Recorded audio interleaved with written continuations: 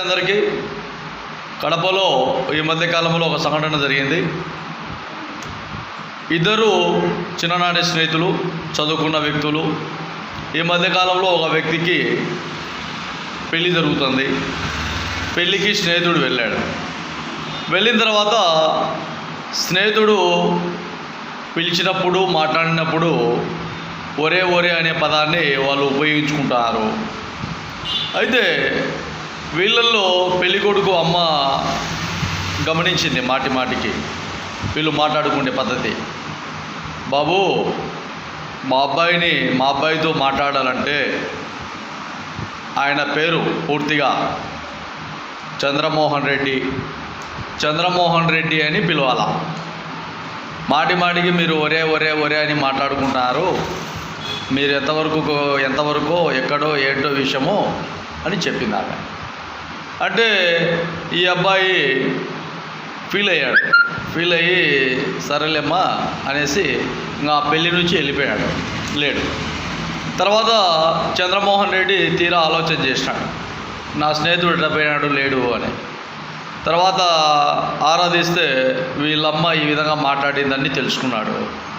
తెలుసుకున్న తర్వాత వాళ్ళమ్మకు ఒకటి చెప్పినాడు, నీకు కులాలు మతాలు అనుకుంటే ఎక్కడైనా కానీ నువ్వు నా దగ్గర కానీ నా కుటుంబంలో కానీ ఉండాల్సిన అవసరం లేదు. ఇది ఫ్యాక్ట్గా జరిగిన కథ, ఈ మధ్య జరిగినది ఇది.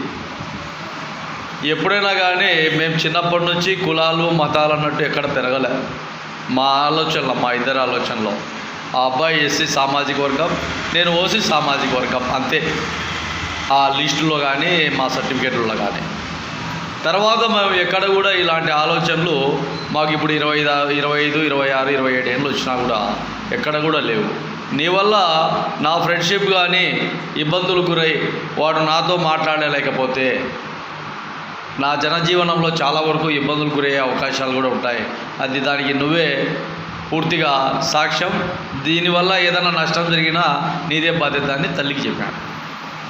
వెంటనే తల్లి అబ్బాయిని క్షమాపణలు అడిగి మళ్ళా ఆ అబ్బాయిని పిలిపించి ఇద్దరు మళ్ళా కలిసి ఆ వివాహం కానీ ఇంకోటి కానీ కార్యక్రమాలు కానీ పూర్తి చేసిన తర్వాత ఆ తల్లి కన్నీళ్ళు పెట్టుకొని నన్ను క్షమించులు బాబు, నేను ఎప్పుడు కూడా ఎక్కడ కూడా ఇలాంటి ప్రస్తావన తీసుకొని రానని చెప్పి మళ్ళీ ఫ్రెండ్షిప్ ఒకటేనా. ఇది జరిగిన సంఘటన, యథార్థ సంఘటన. మనకు తెలిసిన విధానాలతో వేరే వ్యక్తులు ఈ విషయాన్ని తెలియజేశారు నాకు. కాబట్టి ఈరోజు మీడియా పరంగా కూడా ఇట్లాంటి విషయాలు కూడా ఇంకా చాలా ఆంధ్రప్రదేశ్లో కావచ్చు, వేరే రాష్ట్రాలలో కావచ్చు ఇలాంటి సంఘటనలు జరుగుతున్నాయి. కాబట్టి ఇలాంటి కోణాలలో ఎక్కడ కూడా ఆలోచన చేయకుండా ఫ్రెండ్షిప్ అంటే ఒక దృఢమైన సంకల్పం లాంటిది. ఆ ఫ్రెండ్షిప్కు విలువలు ఇచ్చే విధంగా అటుపక్క ఎవరైనా కానీ ఇటుపక్క ఎవరైనా కానీ ప్రమేయం లేకుండా ఆ ఫ్రెండ్షిప్ అనేది సాగిపోతూనే ఉండాలి. కాబట్టి అందరికీ, స్నేహితులందరికీ కూడా మంచి విధానాలతో ఉండాలని కూడా తెలియజేస్తాం.